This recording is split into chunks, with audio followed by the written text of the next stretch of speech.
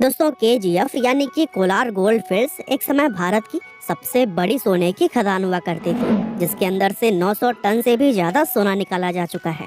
आपको जानकर हैरानी होगी कि भारत का 95% से भी ज्यादा सोना इस अकेली खदान से ही निकाला जाता था और तब भारत को दूसरे देशों से सोना इंपोर्ट करने तक की जरूरत भी नहीं पड़ती थी।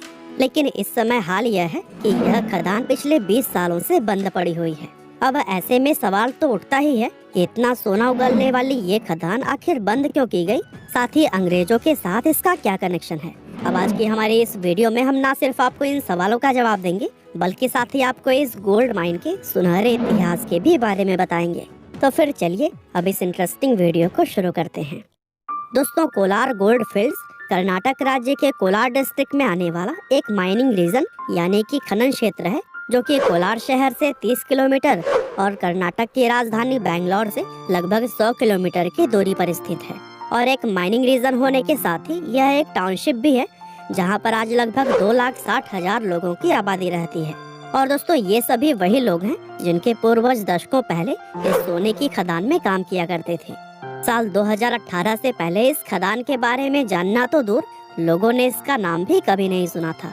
लेकिन 2018 में आई कन्नड़ फिल्म KGF की वजह से इस खदान का नाम पहली बार लोगों की जुबान पर आया था। हालांकि अब कहा तो यह जाता है कि फिल्म की कहानी पूरी तरह से फिक्शनल है, जिसका KGF के इतिहास से कोई भी लेना देना नहीं है। लेकिन दोस्तों, भारत के इस गोल्ड माइन का इतिहास बड़ा ही सुहाना है और इसके बारे में जानकर आपको मजा भी आने वाला है। बताया जाता है कि इस खदान में सोने की खोज किंगडम ऑफ मैसूर के समय से ही शुरू हो गई थी, लेकिन तब टेक्नोलॉजी ने इतनी तरक्की नहीं की थी कि माइनिंग का काम बहुत बड़े स्तर पर किया जा सके। और दोस्तों, सही मायनों में अगर देखें तो बड़े स्तर पर इस खदान से सोना निकालने का काम ब्रिटिश राज के दौरान ही शुरू हुआ था। अब भारत में ब्रिटिश राज शुरू होने से पहले भी इस जगह के अंदर सोना होने की खबरें छपती रही थी और यहाँ रहने वाले लोग अक्सर यह दावा करते थे कि यहाँ की जमीन के नीचे सोना मौजूद है। लेकिन उस समय टेक्नोलॉजी और संसाधनों के अभाव में यहाँ पर माइनिंग का काम शुरू नहीं किया जा सका।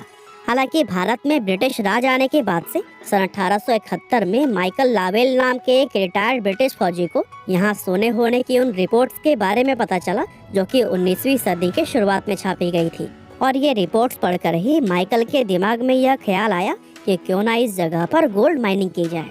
और फिर इसी सोच के साथ ही माइकल ने कुछ सालों तक यहाँ पर खुदाई और सर्वे करवाए, जिसमें कि वह इस जगह पर सोना खोजने में कामयाब रहे थे। और फिर इसके बाद साल 1875 में उन्होंने यहाँ माइनिंग करने के लिए सरकार की भी परमिशन हासिल कर ली।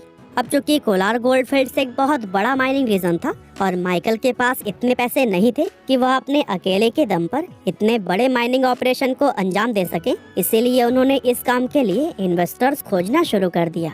और इस तरह से KGF की माइनिंग का यह काम जॉन टेलर एंड सन्स नाम की एक ब्रिटिश माइनिंग कंपनी के हाथों में आ गया, जिन्होंने साल 1880 में माइनिंग ऑपरेशंस को अपने अंडर में ले लिया।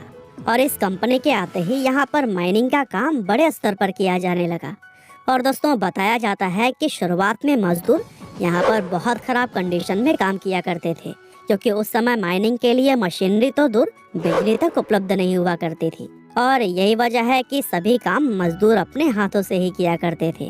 और दोस्तों, उस टाइम इस खदान के अंदर अक्सर बहुत सारे हादसे होते हुए भी देखे जा सकते थे, जिनमें कि एक साथ ही कई सारे मजदूरों को अपनी जान गंवानी पड़ती थी। और एक सरकारी आंकड़े के अनुसार 120 साल तक चली इस माइनिंग में लगभग 6,000 मजदूरों ने अपनी जान गंवाई थी। अब यूँ तो John Taylor and Sons company के आने के बाद से यहाँ पर माइनिंग का काम बहुत तेज रफ्तार से होने लगा था, लेकिन कंपनी अभी भी इस रफ्तार से संतुष्ट नहीं थी। और फिर काम की रफ्तार को और भी ज्यादा बढ़ाने के लिए साल 1890 में कंपनी द्वारा यहाँ पर उस समय की सबसे आधुनिक मशीनें लगाई गयी। और दोस्तों, अंग्रेजों के द्वारा लगाई गई यह मशीनें इतनी ज्यादा एडवांस थी, यहाँ पर अगले 100 सालों यानी कि 1990 तक इन्हीं मशीनों से ही माइनिंग की जाती रही। हालांकि मशीनें लग जाने के बाद से कंपनी को बिजली की भी जरूरत महसूस हुई, क्योंकि माइंस के अंदर बहुत ही ज्यादा अंधेरा हुआ करता था। और फिर बिजली की इस जरूरत को पूरा करने के लिए भारत के अंदर देश का अपना पहला हाइड्रो इलेक्ट्रिक पावर प्लांट लगाया गया, जिसे कि हम कावेरी इलेक्ट्रिक पावर प्लांट के नाम से जानते हैं। यानी कि जिस समय दुनिया के ज्यादातर हिस्सों में बिजली पहुंच भी नहीं पाई थी, उस समय KGF पूरी तरह से इलेक्ट्रिफाइड हो गया था।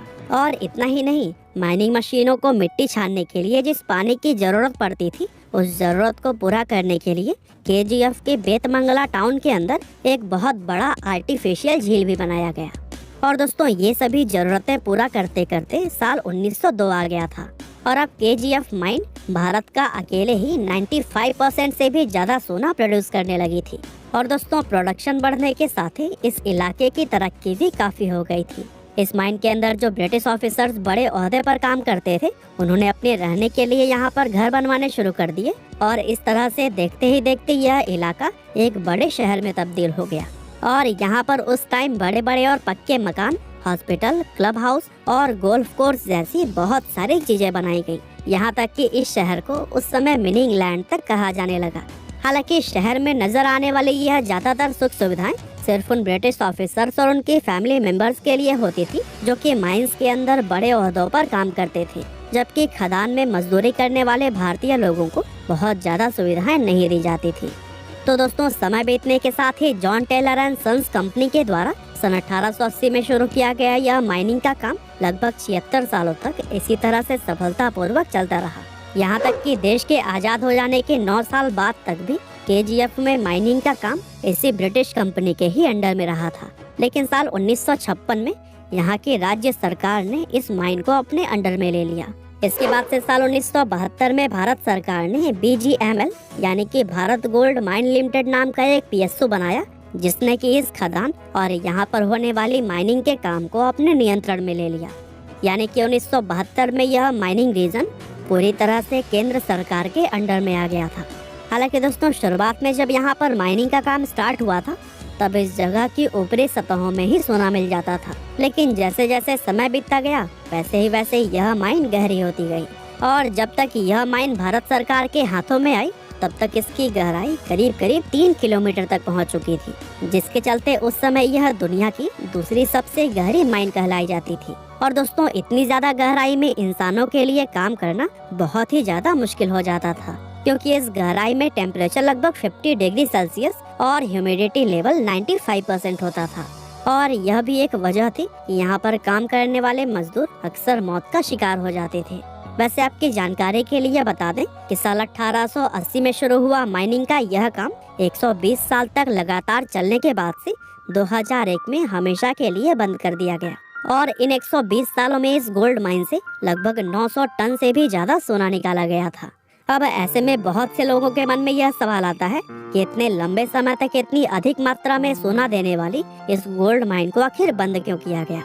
असल में दोस्तों, इस माइन के बंद होने का मुख्य कारण यह था कि आखिरी के सालों में यहाँ से निकलने वाले सोने की मात्रा काफी ज्यादा कम हो गई थी।